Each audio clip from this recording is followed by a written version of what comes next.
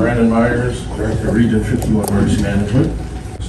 Chairman, I asked for Brandon to come in and provide this update for the events that happened this last week concerning the rail car fire that occurred out at Bailey Yard. I had an opportunity to be out there on site with Brandon and saw a few things that kind of raised my eyebrow, some things that gave me pause as far as response.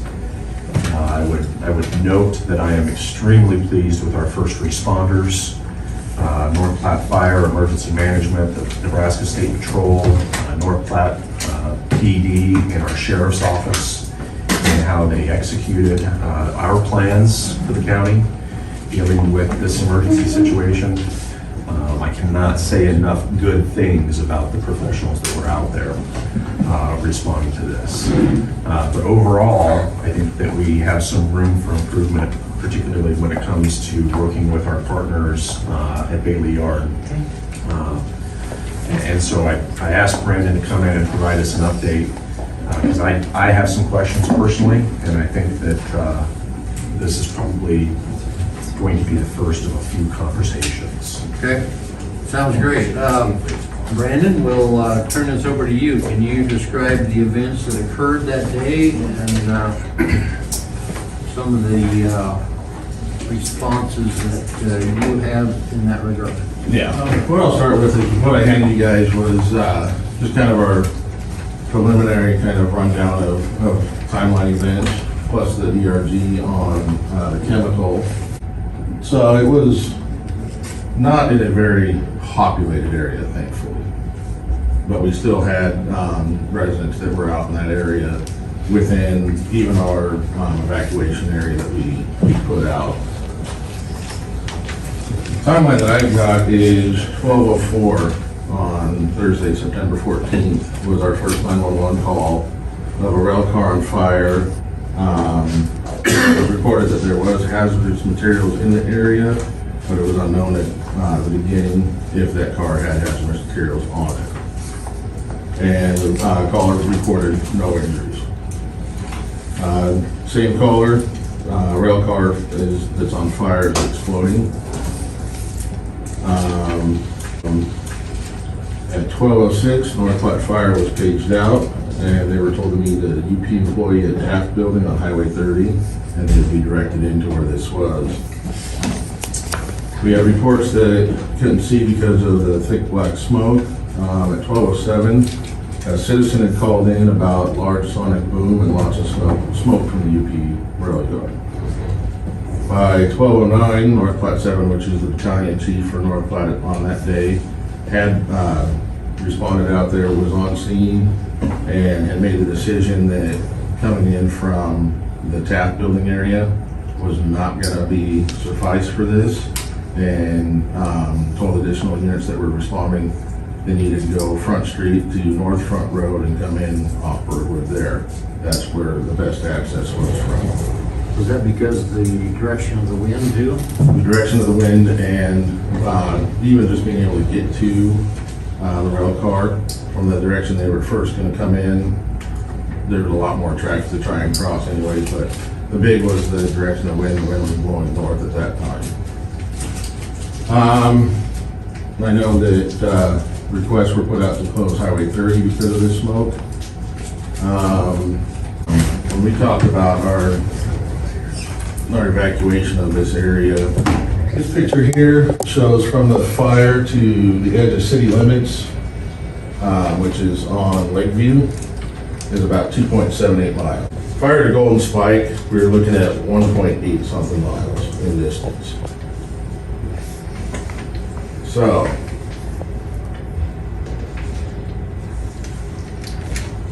this is a thermal image from that drone to show you how hot that rail car was. It's pretty hot. It's what you would call red hot. Yeah. So this container was on the lower level and another container It was sitting on top. So Which, the lower level is the one that had the chemicals in it. okay, what was in the upper? That I wasn't quite sure, so I'm not gonna say, I heard a couple different things, but it wasn't what was our main concern, which was the proic acid on the bottom. Jerry, Pardon, yes, sir. I was with the special agency. Upper one was a mixed load, and when they mix load, they don't specify each item in there. It was headed to single one. Dwayne, Jerome, would you please come up, I had a request that we get this recorded. My concern is it would have been very useful information to know exactly what was in every container that was in the vicinity. But you say that in that type of a load, that's not possible, correct? Well, they called Cheyenne and they called someplace else, and the results they got back was it was mixed load, and the manifest does not specify what's in those. When they're mixed, it was headed to Singapore, was all that I knew from talking to vehicles.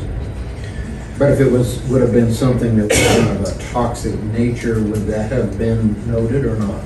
I don't know if it was a mixed load, it may not be. How long did it take us to find out what was in the bottom container for chloric acid?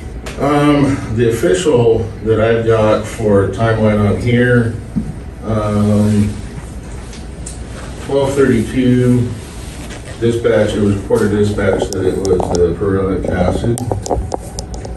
But on dispatch timeline 2 at 12:33, they were also told that the train was full of batteries.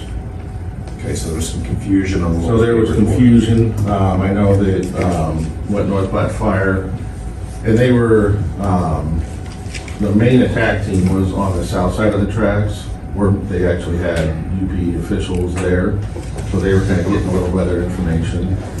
But even where on the north side where we were flying the drone and where North Platte 7 was initially, that information was getting kind of confusing of which one are we actually dealing with. That's one of my many concerns that I have, is it took nearly a half an hour for us to even find out what was burning.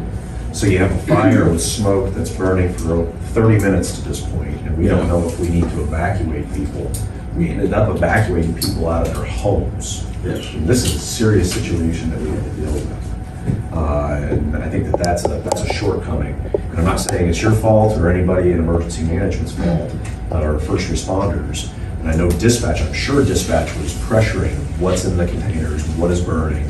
But these are the types of questions that I have that I'd like to seek answers moving forward.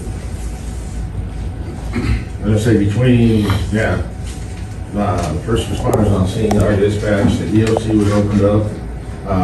Joanna, my assistant, was in there working with North Platte Fire, trying to get information out, we even opened up 2 shelters, one at Salvation Army, one in Hershey at the Legion Hall. This is your drone footage? Yes, this is drone footage for me. So, I mean, yeah, it was a lot of coordination, a lot of work on trying to figure out what our boundaries were for an evacuation in a safe zone. And that goes to the number one question I have. How can we put a boundary or a zone when we don't know what's in that smoke? When North Platte Fire was confident of what they were looking at, that's what they went with. Okay. That was that proic acid. Okay. So, and from there, what they did is they went off the ERG, Emergency Response Guide. And I even highlighted on the front page in yellow for a fire in a container like this. Minimum is half-mile evacuation area for this. So I'm seeing in this drone footage to the left, is that the grass fire you're talking about? That's the grass fire that they had to initially work on before they could even determine and decide what they were going to do for the rail car and fire. And then the two trains that are lined up on the right side. This is where the rail car is on fire, Okay. where the cursor is. They had to figure out how to get this car safely out of the way, that whole line. What's the distance between those because that indicates a fairly large blast. Yes. I'm not exactly sure on distance, but I do know the State Fire Marshal, about right where the cursor is, found one of the lids for one of the 55-gallon drums. Brandon, anything that needs, requires placarding identifies its basic chemical characteristics. Problem at this point, can't get close enough to see that placarding if there is any. And actually at this point, it was wrong. The placard was removed, Yeah. blown away. If it wasn't blown off, it was consumed by fire because that metal was, the second container we thought at first blew off of it. It was actually on top and had crushed the bottom because the bottom is melted. Bottom container. In my dealings with hazardous materials at my career, whenever we loaded anything that was labeled with any kind of hazardous material, there are multiple copies of that label that you pull, and one of them should be left with, clerks Yeah. that can log all that. One we gave to our driver, and one went in the back of the trailer. I understand it's a lot different with trains, but don't they have a similar? They're supposed to, yes. Okay, Well, I don't, and I can't answer for them on that. okay. The only thing I can answer is this was a line of cars being put back together to go out. So the manifest may not manifest- have been built yet? May not have been proper yet. I don't know.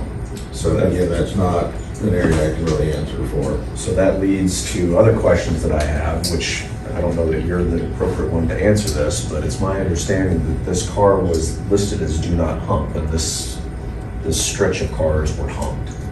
And so we have 56 gallons roughly of perchloric acid. They were in a car that wasn't supposed to be humped, they were humped, and that's what really led, I mean, the investigative report from the FRA is gonna come out, we'll know for sure definitively. The report we got was there was 50 drums or 50 barrels or 55 gallons worth of this in there. And that Now, car was- was dumped at roughly 5:30. So, was there leakage of the perchloric acid liquid? That's a possibility, yeah. Whether it was, You would assume, because perchloric acid, the only time it really becomes volatile, based on my research, is when it comes in contact with organic matter. So like the pallets that it was sitting on. There had to have been some kind of a crack in that barrel that was in, based on the even jar. on ERG, it says no wood, no cloths, no anything for cleanup. So, Okay. Continue on, sir. I do know, some of the concern, about when rave alerts went out. Dispatch put the very first rave alert on evacuations at 12:30 PM. So 26 minutes after their first 911 call, a rave went out, rave alert went out for the specific area, Splinter Road to North Front Road, Front Street, a mile north. That was the evacuation zone. That's what we were going off of with the ERG. What they kind of assumed was the chemical before they were able to confirm for sure. But they went a mile. ERG says half mile. They went a mile of evacuation to be safe. And that's a mile. The ERG basically says a mile all the way, or half mile all the way around. So they really stressed the point of, because the wind was blowing out of the north, we wanted a mile of that to the north. It was blowing out of the south towards the north. Yes. Who made the report that that train, or that container, I'm guessing, was full of batteries? That I'm not sure. Dispatch didn't even put it down in their log, just that they had a report that these were, the cars were full of batteries. They had to have somebody call. So someone called in, whether it was someone on the radio that was out there calling dispatch, saying, hey, this is what we got, or someone actually called into the 911 center. I think conversation that we had while out on the scene, I think we determined that there might have been a couple cars away that had batteries in it. But there was definitely confusion on what was actually burning Yes. at the time. So, after we were able to make sure that we had people staffed at our evacuation location, the shelter locations, we had dispatch put another rave alert out where our evacuation locations were.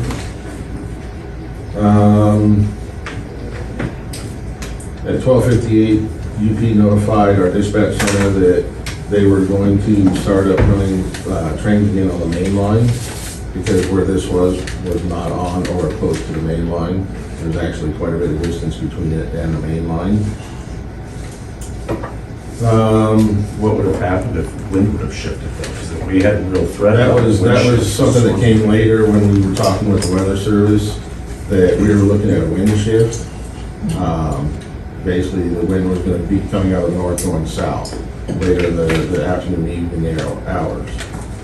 So we were already coming up with a plan, and that's where another radio alert eventually went out later that afternoon. 4 people, basically again, Splinter, not even Splinter Road, it was, what's that? Homestead to Front Road, south, all the way to 8th Street, for those people to be prepared to evacuate their homes if this fire continued, and we did get that wind shift.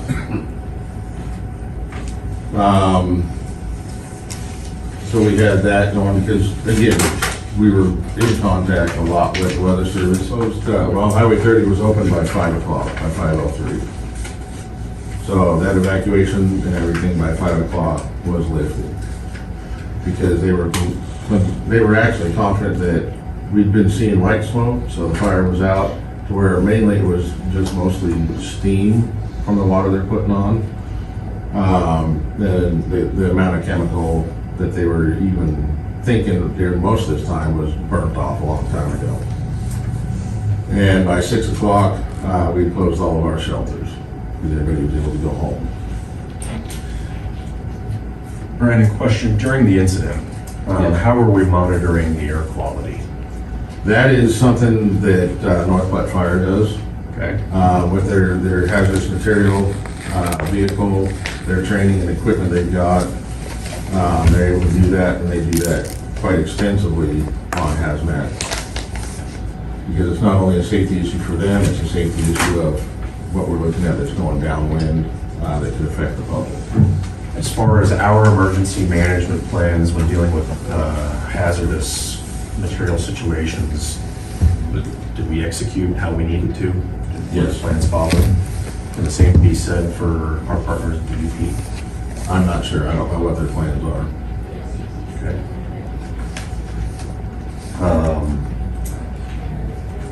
Again, I appreciate this information.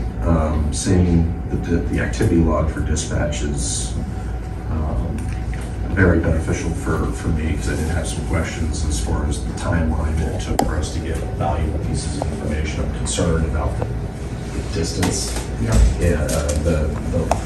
the length of time that it took, because I see it really wasn't even confirmed that there were 50 to 55 or 55 gallon barrels until 15:03. That's when North Platte Fire 7 advised dispatch that that's what it was. You take a look at this situation, we're extremely lucky.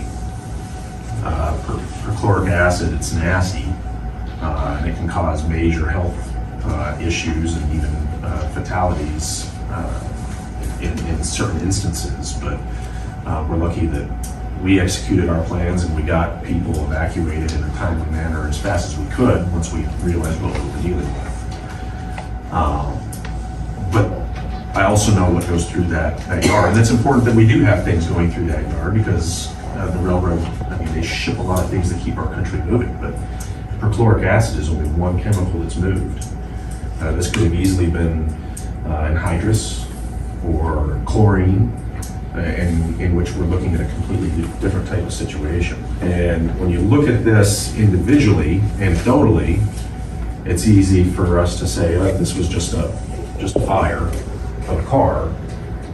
We'll deal with it, but we don't have that luxury. In the past 2 weeks, we've had major reports coming out that really raise concern from my standpoint, and I hope from you, my colleagues as well. We had a report from the FRA come out about over twice the average deficiency nationwide on UP lines for rolling stock.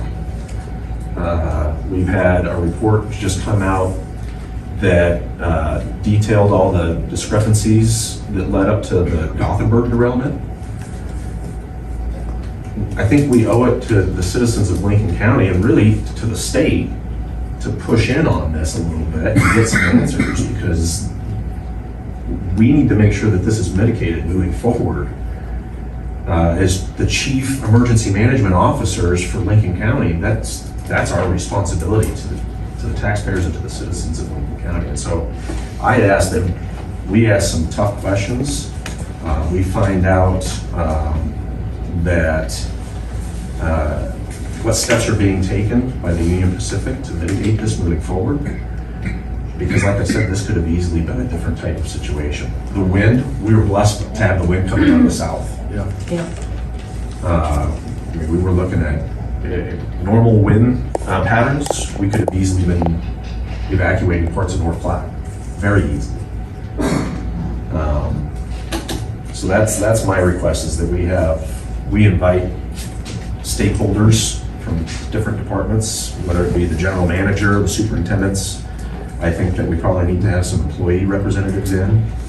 I'd be interested in getting the FRA in here and hearing from them, as well as our first responder team. And how do we move forward together to address these concerns and make sure that our plans are in cohesion? Because I'm hearing roundabout ways from constituents that work out at the railroad that their emergency management plans weren't followed.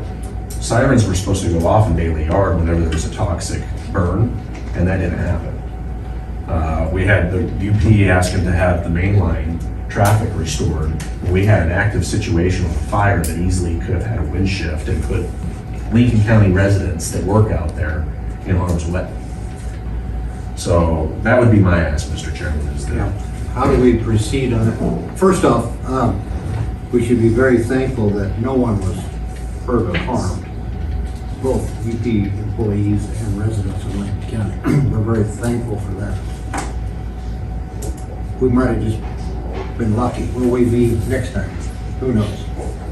So we have to, for the sake of the safety and security of everyone in this county, that we take some action. And I would ask for your guidance as to how we proceed with that. Do we get the stakeholders together and we see what we can determine as a better response from all people involved? I think so, yes, because there was some balls dropped, lack of communication in certain things, and different directions going in some aspects of this, where everybody should be going in the same direction. So I think the policy of not knowing what mixed loads are is very dangerous.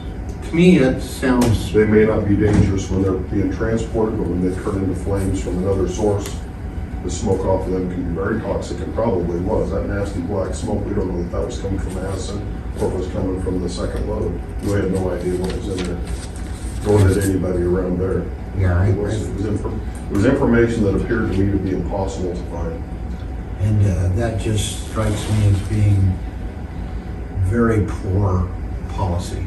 Very concerning, considering if it would have been semis on the interstate or on our state highway system or on our county roads. There's a lot of rules and regulations that surround that entity. So you have to wonder, why isn't it the same for the rail? Mr. Chairman, would Yes, sir. be my recommendation that I think this board is the proper board to conduct it. Thank you as chairman, how you choose to do that is up to you, what you do up to a committee. But it's a governmental body that I think that's absolutely what should start. And I agree with everything that's been said. Okay, with that in mind, would you and Commissioner Bruns like to lead up that investigation? I'd love to. I would be more than happy to. Let's have you proceed and bring information to us, and if we need to have information presented in front of this board in future meetings, let's do so. Okay. We'll work with Brandon and coordinate that. Thank you very much for all the work that you did in that, and Sheriff, thank you very much for your work, and pass on those thank yous to the fire department and other first responders as well. And on the targeting, this is just one of the technology pieces that we get from the National Weather Service on a hazardous incident. They'll give us, we can give them all sorts of information, and they'll give us what that cloud mover is gonna look like. I should have included the weather service in my, my list of entities to give kudos to earlier. They were invaluable in the information they were providing real time, so.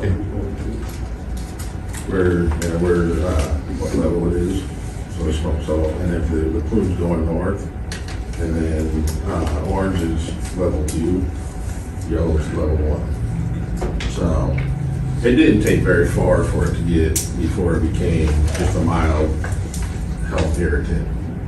It dissipated. It dissipated quickly, and that's what, when it hits the air, that's what we wanted. We wanted to hit the air and dissipate quickly, and that's what it did, so. Again, we're lucky with this particular chemical that was the case. I do know I had a phone call from friends that live north of that area, and their first indication was they could taste it in the air. Yeah. And that's a concern.